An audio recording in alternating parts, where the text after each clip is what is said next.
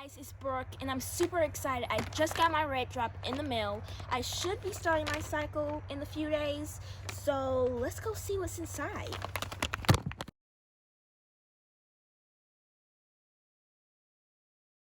Super cute, and I love how everything is in one bag.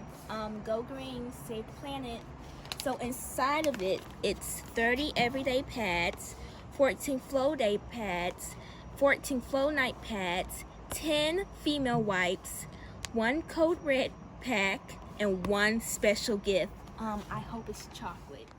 So this is what you'll find inside the period kit. Your flow night pads, your flow day pads, your everyday pads, and your feminine wipes. So these are my favorite things in the period kit. The bathroom pass. If you don't feel comfortable talking about your period to your teacher, hand it to him or her and they'll know exactly what to do. And the best thing is, you don't have to say anything because it's all typed out on the back. The Code Red kit. It comes pre-packed with pads and wipes, so you can put it in your book bag or purse for emergency purposes. And then the special gift. Each order comes with a special gift. Mine is a bracelet to remind me how smart I am.